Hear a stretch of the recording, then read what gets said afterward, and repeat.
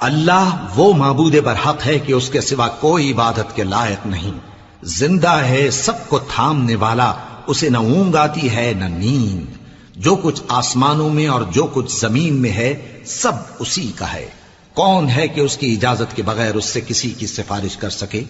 جو کچھ لوگوں کے روبرو ہو رہا ہے اور جو کچھ ان کے پیچھے ہو چکا ہے اسے سب معلوم ہے، اور لوگ اس کی معلومات میں سے کسی چیز پر دسترس حاصل نہیں کر سکتے۔ ہاں، جس قدر وہ چاہتا ہے اسی قدر معلوم کرا دیتا ہے۔ اس کی بادشاہی اور علم آسمان اور زمین سب پر حاوی ہے، اور اسے ان کی حفاظت کچھ بھی دشوار نہیں۔ وہ بڑا عالی رتبہ ہے، جلیل القدر ہے۔